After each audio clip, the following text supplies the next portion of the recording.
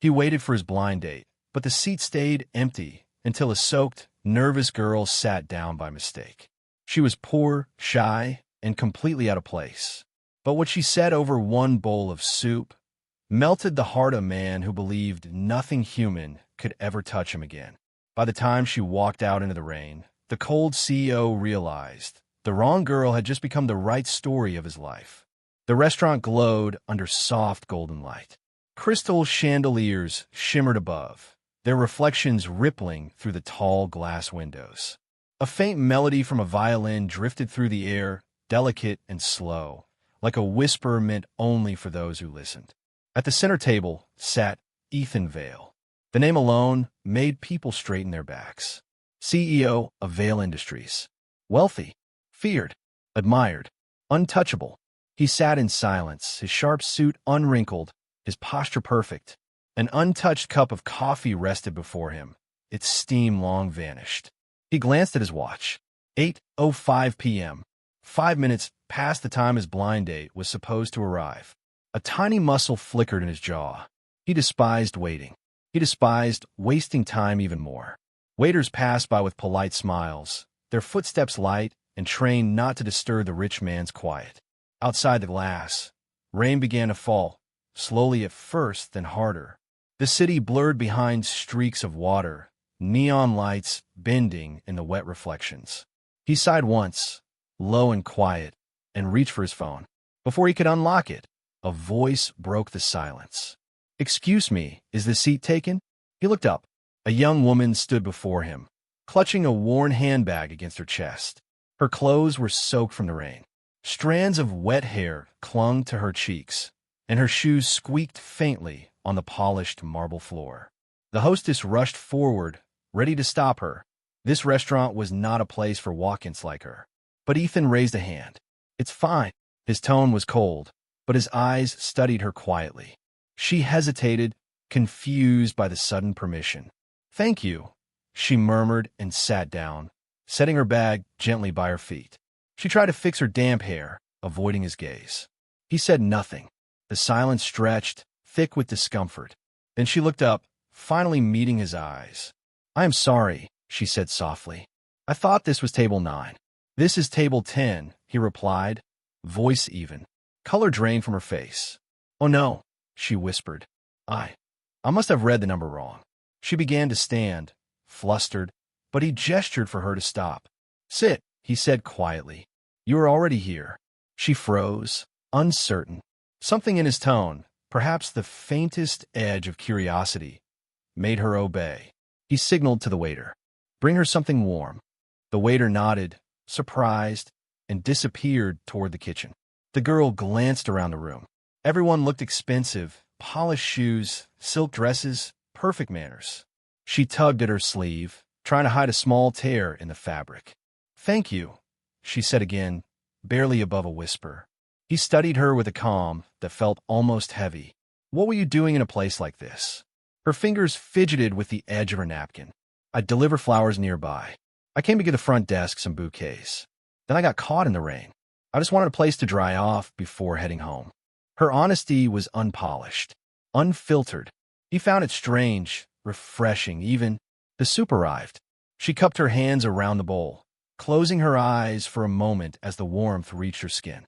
Ethan watched her carefully, almost as if trying to remember what that kind of comfort felt like. He had everything money could buy, yet the sight of her, simple, drenched, grateful, stirred something unfamiliar. A small smile escaped her as she sipped. It was quiet, genuine, without calculation. He felt an unexpected tightness in his chest. Then, from across the restaurant, a woman in a red dress appeared. She was beautiful, confident, and clearly searching for someone. Her eyes landed on Ethan. She began walking toward him. The poor girl noticed and set her spoon down. "That must be your real date," she said softly. Her smile faltered as she began to stand again. But Ethan's gaze did not shift to the woman in red. He remained fixed on the girl beside him. For the first time in years, his heartbeat quickened, not from anger or power, but from something deeply human, something he could not name yet. The woman in red reached their table. "Ethan Vale," she asked, her tone smooth and rehearsed. He looked up slowly. Yes, he said, but his voice carried a strange distance now. The girl who had sat by mistake gathered her things. Her chair scraped lightly against the floor. She whispered, "Thank you for letting me stay."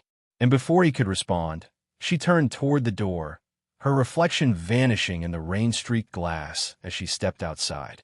He stared after her. The warmth she had brought with her seemed to fade instantly, replaced once again by the sterile luxury of the restaurant. The woman in red took her seat, smiling as if nothing unusual had happened. But Ethan's eyes remained fixed on the empty doorway. The taste of something real lingered in the air, something that, for the first time, money could not buy. The sound of her footsteps faded beyond the glass doors. Outside, the rain had softened into a mist. She disappeared into it, swallowed by the glow of the streetlights. Ethan stared at the empty chair across from him. A single drop of water from her hair had fallen onto the tablecloth, darkening it like a faint memory. The woman in red spoke, breaking his silence. "I hope you were not waiting too long," she said with a soft, confident smile. Her voice was sweet, trained, every word calculated. She placed her purse neatly on the table, the faint scent of expensive perfume filling the air. Ethan nodded slightly, his expression unreadable. He should have felt relief that the person arranged for him had finally arrived. Instead, there was only a strange, hollow ache where curiosity had been. She began talking about herself, her business, her travels, the parties she attended. He listened, but the words barely reached him. They sounded distant, like echoes through glass. He kept seeing the other girl's face in his mind, the way her eyes softened when she smiled, the tremble in her voice when she said thank you. When the waiter approached to take their order, the woman in red spoke without looking up from her phone. "I'll have the truffle risotto and sparkling water." Ethan paused. He wanted to say something, but the words felt heavy. He nodded silently, closing the menu. The waiter turned to him. "Sir." Ethan's gaze flickered to the window again. Raindrops traced down the glass, reflecting lights from passing cars. He murmured, "The same for me." The woman in red laughed lightly. "You trust my taste already?" He gave a faint, polite smile. Something like that. As she continued speaking, his mind drifted elsewhere. The poor girl had walked out into the rain with no umbrella, no coat, no destination he could imagine. Something about the way she had held her bag close, like it carried her whole world, stayed with him. He excused himself briefly under the pretense of a phone call. Outside, the cool air hit him like a quiet slap. The street was nearly empty now. Rain shimmered on the pavement, broken by the occasional car passing by. He looked down both sides of the street, scanning the crowd. Nothing. She was gone. A strange disappointment settled in his chest. He inhaled slowly, feeling the dampness of the night air cling to his skin. He told himself to let it go, to return inside, finish the dinner, and move on. But he did not move. He stayed under the awning, watching the lights blur in the mist. A soft voice interrupted his thoughts. "Sir, would you like an umbrella?" It was the hostess, holding out a folded black umbrella with the restaurant's logo printed in gold. He shook his head. "No, thank you." When he finally returned to the table, the woman in red was scrolling through her phone. "I ordered wine," she said, not looking up. Her tone was cheerful, but it carried no warmth. He sat down silently. Every gesture she made felt rehearsed, perfectly placed, but empty. The rest of the evening passed in fragments. Her laughter, the clink of glasses, the polite small talk. Ethan answered when necessary, but his thoughts wandered. When the check came, he signed it quickly and stood. "I'll have the car take you home," he said. She looked surprised. "You're not coming?" "I have something to take care of," he replied, adjusting his cufflinks. Her lips parted, as if to ask more, but she thought better of it. "Of course," she said with a gracious nod. He left the restaurant, ignoring the driver waiting by the curb. Instead, he began walking down the quiet street, the soles of his polished shoes echoing against the wet pavement.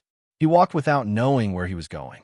His mind replayed the image of her, sitting nervously across from him, holding the soup bowl with both hands, smiling through her discomfort. He did not understand why it mattered, but it did. A few blocks away, Near a flower shop's closed shutters, he saw a figure sitting under the small roof ledge. Her clothes were still damp. She was hugging her knees, holding a paper bag in her lap. For a moment, he simply watched. She looked peaceful, despite the cold. He approached slowly, his footsteps soft on the wet ground. She looked up, startled.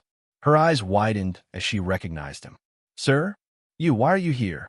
"I should ask you the same," he said quietly.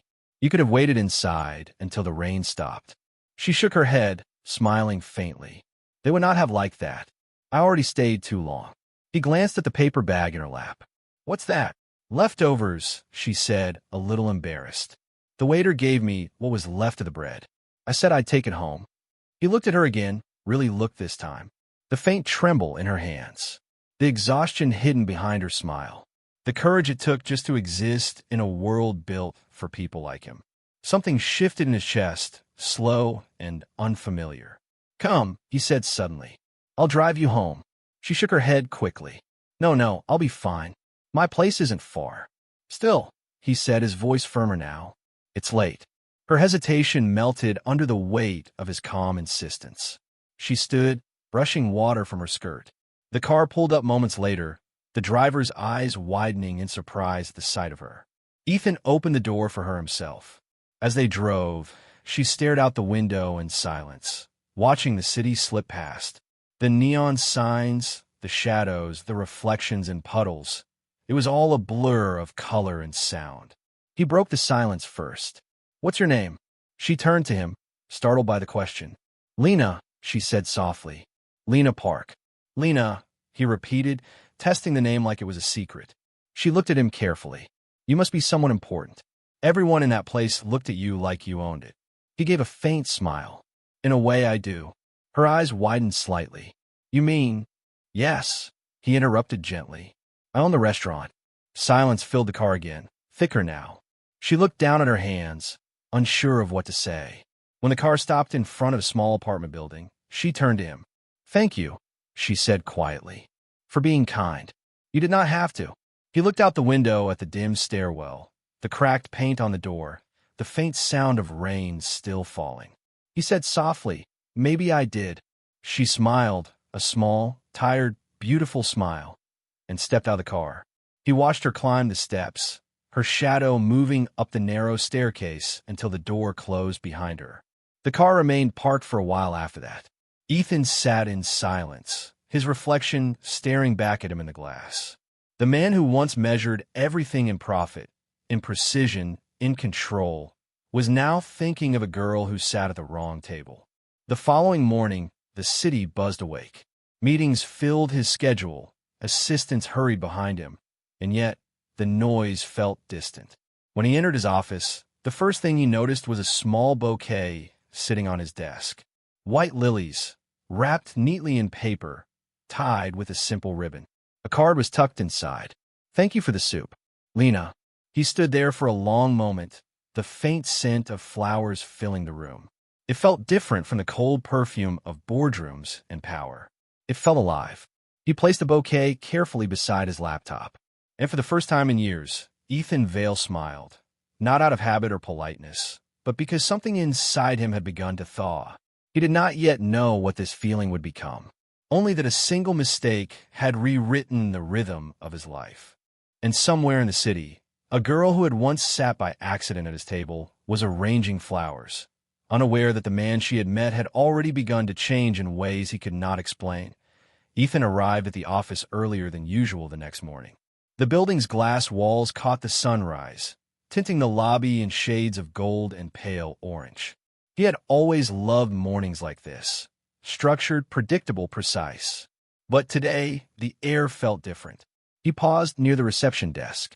Employees greeted him politely, their words practiced, their smiles professional. He nodded, replying out of habit, yet his thoughts were elsewhere. His assistant, Claire, hurried behind him with a tablet in hand. "Good morning, sir. You have back-to-back meetings with the board starting at 9. The quarterly report is ready, and Mr. Leong is waiting for your feedback on the new proposal." Ethan gave a distracted nod. "Put everything on hold for 15 minutes. Claire blinked in surprise. "Sir, I said 15 minutes," he repeated. There was a rare softness in his tone. Not anger, but something Claire had never heard before. He entered his office and closed the door behind him. The scent of lilies still lingered in the air. The bouquet sat in a crystal vase near the window, sunlight spilling across the petals. He walked closer, his reflection mixing with the flowers in the glass. It was strange, he thought, how something so simple could calm a space built on pressure and precision.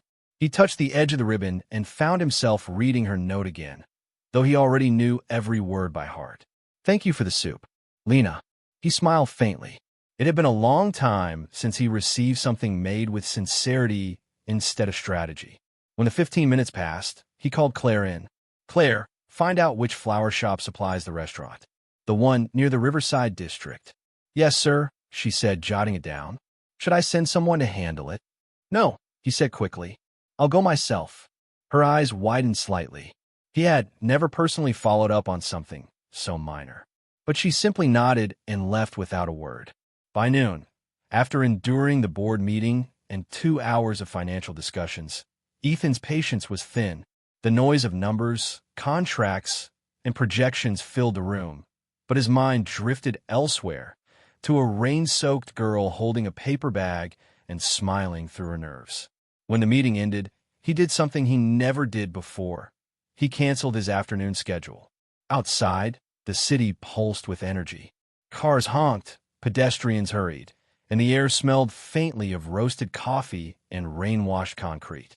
He drove himself for once, without a driver or assistant. The streets narrowed as he left the business district behind. The shining towers gave way to smaller buildings, cracked sidewalks, and the faded paint of old shops. He found a flower shop on a quiet corner, its sign half hidden by overgrown vines. The doorbell chimed softly as he stepped inside. The scent of flowers hit him immediately, fresh, earthy, alive. Buckets of roses, lilies, daisies, and sunflowers filled the small space. Behind the counter, a familiar figure was arranging stems into a basket. She did not notice him at first. She was humming softly, her sleeves rolled up, her hands moving with gentle precision. "Lena," he said. Her head jerked up in surprise. For a moment, her expression froze, shock, confusion, disbelief, all flickering across her face at once. "Mr. Vale," she said finally. How did you?" "I came to thank you," he interrupted. "For the flowers." Her cheeks flushed slightly. "You did not have to come all this way. I just wanted to say thank you properly." He looked around the small shop, taking in the details, the soft music from an old radio, the mismatched pots stacked in the corner, the small fan humming beside her. It was nothing like the world he lived in, yet it felt real. "You work here full-time?" he asked. "Yes," she said, "since my mother got sick last year. It is not much, but it keeps us afloat." He nodded slowly. Her honesty disarmed him again. No pretense, no performance. He watched her tie the ribbon on the bouquet she was finishing. Her fingers moved with care, as if every flower mattered. When she finally looked up, she found him watching her. "What is it?" she asked softly. "Nothing," he said. "Just, you seem very different from most people I meet." Her brow furrowed slightly. "Different how?" He thought for a moment. "Honest," he said simply. A quiet laugh escaped her. "I do not know if that is a compliment or an insult." "It is a rare thing," he replied. "Most people I meet tell me what they think I want to hear." Her expression softened. "Maybe you are listening to the wrong people." The word struck him harder than he expected. He smiled faintly, lowering his gaze. Outside, a bus rumbled past, shaking the glass window slightly. She turned to the counter and picked up a small white rose. "Here," she said, handing it to him. "For you." He blinked, surprised. "Why?" "Because you look like someone who has forgotten how to stop and smell one." He hesitated, then accepted it. Her hands brushed his lightly, warm, steady. It was the smallest gesture, yet it felt more human than any handshake in a boardroom. As he left the shop, the white rose still in his hand, he realized something simple but undeniable. He did not want this to be the last time they met. Over the next few days, he found reasons, small ones, to visit the shop again. At first, he told himself it was business. His company sponsored several charity events. The flowers could be sourced locally. It was logical, efficient. But deep down, he knew it was not about flowers. Every time he stepped into that shop, the noise of the world faded. He found himself talking more about his past, his company, even small things that never mattered before. And Lena listened, not like an employee or admirer, like someone who saw the man beneath the name. One afternoon, as she arranged orchids on the counter, she said, "You do not talk like someone who owns half the city." He smiled faintly. Maybe that is because owning half the city does not mean much. She glanced up at him. Then what does mean something? He was quiet for a long time. Finally, he said, "Moments like this." Her eyes widened slightly. She looked down, pretending to focus on the flowers again, though her hands trembled just a little. Outside, the sky began to darken. Thunder rolled in the distance. He stayed until the first drops of rain hit the glass, just like that night when they met. It felt like the city was trying to remind him of something, how easily two worlds could collide by mistake. But this time, he did not want her to vanish into the rain again. Before leaving, he said softly, "Lena, would you have dinner with me tomorrow?" Her hands froze mid-motion. She looked up slowly, searching his face. "I thought you did not do dinners that are not business-related." He smiled gently. "Maybe it is time to start." For a long moment, she said nothing. Then, slowly, she nodded. "I would like that." The next evening, the same restaurant that once felt cold and distant glowed differently. Ethan waited at the same table, but this time, he did not check his watch. He simply waited, calm, expectant. When Lena entered, wearing a simple white dress and a shy smile, every light in the room seemed to dim around her. He stood to greet her, his chest tightening with something unfamiliar yet welcome. She sat across from him, and for a moment, neither spoke. The air between them carried the quiet pulse of something real. As they began to talk about small things, funny moments, memories, they both realized it was not a blind date this time. It was a beginning. And for the first time in his life, Ethan Vale understood that sometimes the most important meetings are not scheduled. They simply happen by mistake, by fate, or by the quiet grace of a girl who just wanted to dry off from the rain. The following weeks unfolded like a quiet transformation. Ethan still ran meetings, still signed contracts, still moved through the marble corridors of his empire. But something had changed in the way he did it. His voice was calmer. His eyes lingered longer on people when they spoke. He began to notice things he had never noticed before. The smell of rain on stone, the laughter of his staff in the corridor, the small moments that built a day. Every evening, when his schedule allowed, he found himself back at the little flower shop. Lena would greet him with the same gentle smile, hands dusted with pollen, sleeves rolled up. They talked about simple things, her mother's health, the new flowers in season, his attempts at remembering their names. It became a rhythm neither of them questioned, a quiet friendship that grew roots beneath their words. One evening, just before closing, she looked at him and said softly, "You are not as cold as people say." He smiled faintly. "I was," he admitted, "for a very long time." She tilted her head. "What changed?" He met her gaze. "You sat at the wrong table." For a moment, she said nothing. Then her laughter filled the tiny shop, bright, pure, unguarded. It was a sound that melted the last trace of frost inside him. Outside, the city lights shimmered across the damp streets, the same way they had on the night they met. But this time, there was no loneliness in the glow, no waiting, no emptiness. He reached across the counter and took her hand, his voice low but steady.